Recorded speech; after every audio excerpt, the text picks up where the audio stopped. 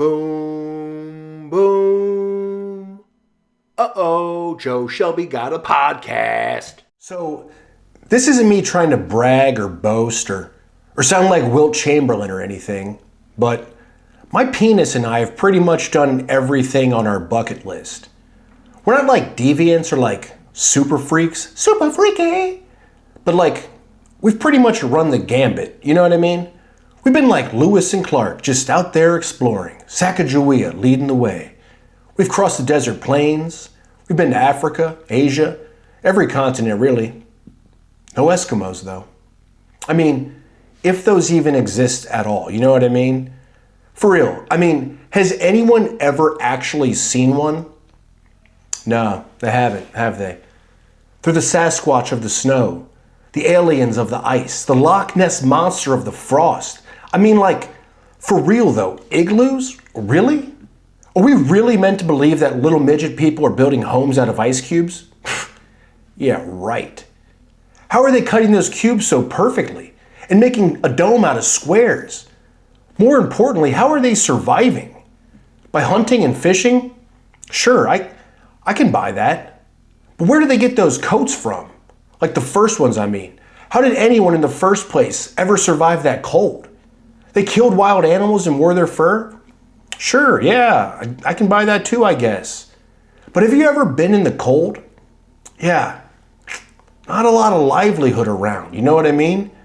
It's not like you can just say, boy, I sure am cold. I might go catch me a polar bear real quick. Daddy needs a new coat. Anyway, I'm off track. I'm really off track. I was talking about how I've never fucked an Eskimo, and then all of a sudden I'm over here giving a damn history course. My bad, folks. I do apologize. Anyway, as I was saying, Eskimos aren't real. There's no fucking way. And for that reason, I've never considered banging one. But if they were real, yeah, sure, I'd try it. Why wouldn't I? You think I'm afraid of the cold? I mean, my little buddy might be, but if it's on the list, it's on the list. You know what I mean? We'll get it done. And I know that because we've accomplished a lot of things in our many years. I mean, there's a lot we haven't done, but that's also because it was never on the list. Like furries. Neither of us were ever like, doesn't that sound like fun? Procreating with a stuffed animal? No. Neither of us ever said that once. Never even thought it. To be frank, the fact that it is a real thing almost makes me believe in Eskimos. But don't worry, I'm not that stupid. Anyway, I did recently add a new thing to the list. And since this podcast is called My Deepest, Darkest Secrets, I'll tell you. Lamb skin condoms. Whew. What's that about, you know?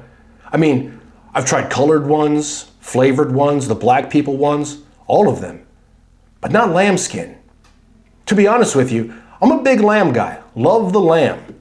I like shawarma, gyros, moussaka, lamb chops, shepherd's pie, all that jazz. But my friend here has never had the pleasure. And it was never really on the table until I came across them the other day. I honestly didn't even know there was such a thing. I mean, I haven't used a condom since like preschool. But like, what is it? Is it really lambskin? Like really? Like really? Like, what part of the skin? Is it the sheath? Because that'd be weird. But it would also be weird if it was ear skin or throat skin or any kind of actual skin would be pretty fucking weird, right? I mean, I'll be honest. I don't know that I'm willing to go dick to dick with a lamb. But also, I'm kind of like, why not? I mean, there's got to be something pretty sweet about it, you know? Something sweet enough to keep them on the shelves. Something sweet enough to make them $12.99 for a 3-pack. I'm not like dying to find out, but kinda. And I'm not really sure that my girlfriend will allow a barnyard creature to enter her humble abode. But like, I gotta know. Does that make me weird? Am I one step closer to being a furry? Anyway, please leave a comment below and help either persuade or dissuade the direction of this crossroads. And don't worry, I will fill you in if the mission becomes complete. Thank you. Uh-oh. The other day, my girlfriend asked me, perhaps the stupidest question I've ever heard. She said, "So you're kind of hard to read. What is your love language?" Without hesitation, I said, "Blowjobs." She laughed, and I still haven't figured out why. Then she said, "So physical touch?" And I replied, "Not necessarily, but a little here and there is kind of nice." And she said, "Okay, so more like receiving gifts then." And I said, "Well, I don't know if it's a gift. I mean, it's called a job for a reason." And she said, I get it. Acts of service is what you mean." And I said, "Not exactly. I mean, I like hanging out and taking walks and playing golf and stuff too." And she goes, "That makes sense. So it's really more about quality time then." And I replied, "I guess. I mean, what are you asking me exactly?" And she said, "So there's 5 love languages: quality time, words of affirmation, acts of service, physical touch, and receiving gifts." And I said, "I'm sorry, but that's not a real thing." And she said, "Yes, it is. Everyone has one." And I said, "Okay, honestly, I like all of those things. Who doesn't?" She goes, "Good point. But if you had to rank them, what would your order be?" And I said, "I can't rank them. Are you kidding me? I mean, I like good old QT. It's queef time. But I don't want to spend all goddamn day with you. I like being alone too. Words of affirmation are nice too, but I'm also not looking for you to sugarcoat things or placate just to appease me. I appreciate acts of service too, like dinner and stuff. But I'm not trying to be a slave owner, you know what I mean? And who doesn't like physical touch? But then again, who wants to be smothered? And yeah, gifts are cool too, but like only when necessary. I mean, if you start buying me gifts every day, we're going to have so much bullshit in here, we're not going to be able to walk. Anyway, I think we all like all of that stuff. Whether you're a human being, an animal, or a plant. No living thing wants to be neglected or chastised or underappreciated. Everybody wants to be valued. Everything needs attention. If you don't pay attention to your car, it'll stop working on you. If you don't lotion your leather, it'll deteriorate right before your eyes. If you don't water your plants, they'll die. But also, on the contrary, if you water them too much, guess what? They'll die. Take BJ's for instance. And yes, I'm talking about vocational blowing. That's not something I'm looking for all day, every day. I mean, I'm going to run out of steam, and rather quickly. I'm getting old, baby. But sometimes, yeah, I like to eat sushi and drink a little sake, if you catch my drift. And even sushi, it's delicious. I love it. But I'm not trying to eat it every day. I'm not trying to get mercury poisoning. Jesus. Too much of anything is bad. Even a good thing. Sushi, water, dome. You can't be in a dome forever. You got to go outside sometimes. Get some vitamin D, you know what I mean? So then I asked her what her love language was. And she said, well, gifts are probably last, and acts of service would probably be first. I laughed and said, sorry to interrupt you, but if acts of service are first, then how come you aren't sucking my... I'm just kidding, guys. She's actually under the table right now, and she's doing great. And that, my friends, is called words of affirmation, baby. Try it out sometime. Chicks dig it. And don't worry, when I'm done here, we switch. She hops in the chair, she records a podcast, I go under the desk and do a little sake. It's just how we do things around here, guys. An even split, just right down the middle. There is no patriarchy or matriarchy. It's yin and yang and yin, 6996, which is actually the password to my garage, my iPhone, and the last 4 of my social.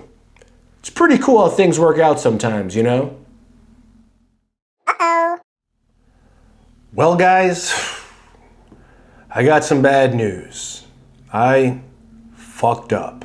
I mean, I really fucked up. Yeah, I said the E word. And as it turns out, you can't say that anymore. Now I got the FCC on my ass and a bunch of damn Eskimos sending me death threats. Whoops. I said it again. The E word. Apparently, they don't want to be called that anymore. Apparently, someone went to the Arctic and interviewed a couple Eskimos and they said, no, we are not Eskimos. We are Native Americans. How dare anyone call us Eskimos? What does that even mean?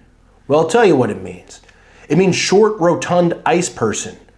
No way those little ice midgets are the same as those naked redskin people. No fucking way.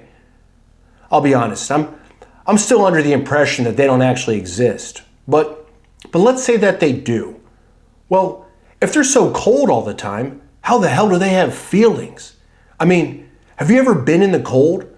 There's not really much to say or think except, God damn, it's cold as hell out here.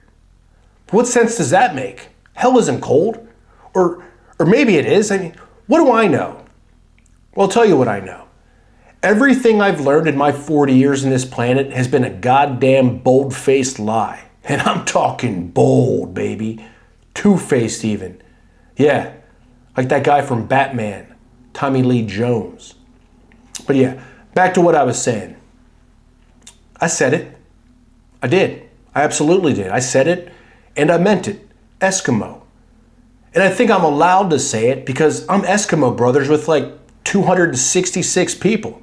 So what about me? What about my lineage? Does that mean nothing? Does that hold no weight? Well, if so, I guess shoot me in the neck and make my wife CEO.